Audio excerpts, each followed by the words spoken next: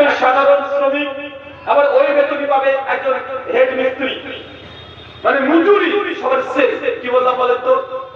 কথা বলুন। মজুরি সবার শেষ।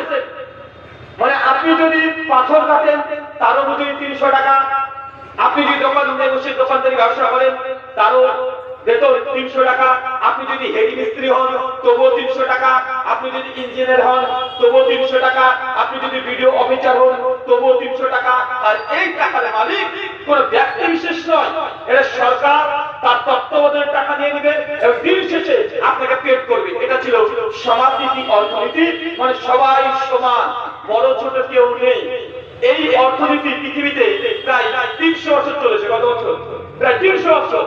300 বছর চলার পরে তা দেখলো যে না, এই অর্থনীতি দিয়ে মোটামুটি যারা সংখ্যাগরিষ্ঠ, মানে যারা সংখ্যায় বেশি, মানে আপনার পরিবারে 7 জন মানুষ ইনকাম করে, কয়জন? 7 জন। 7 জন যদি ইনকাম করে, সবাই 500 টাকা করে ইনকাম করে, প্রতিদিন 3,500 টাকা ইনকাম করছে। কিন্তু একজন পরিবারে কেউ নেই, শুধু বাবা আর মা ইনকাম করছে, একজন শুধু বাবা, তাহলে ওই ইনকাম করছে 500 টাকা, আর আরেকটা পরিবার করছে 3,500 টাকা।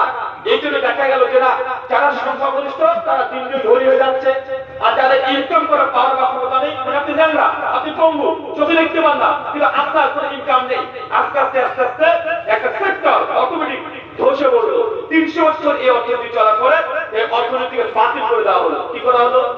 বাতিল করা হলো। তারপর চলে আসলো এই ক্যাপিটালিজম, মানে পুঁজিবাদী অর্থনীতি। এটা কেমন?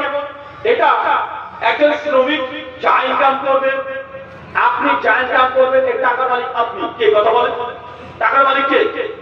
আপনি যদি 500 টাকা ইনকাম করেন, এই টাকার মালিক কে? আপনি। আর যদি 5,000 টাকা ইনকাম করে, এই টাকার মালিক কে? আপনি। মানে টাকা যে ইনকাম করছে সেই হচ্ছে মালিক, আর এই টাকার উপরে কারো অধিকার নেই। কেউ আপনাকে এই টাকার উপরে কোনো ট্যাক্স বসাবে না। আচ্ছা, ইসলামী অর্থনীতি কি? ইসলামী অর্থনীতি এই দুই অর্থনীতির মিডিল আছে। কেমন? যেমন একটা মুসলমান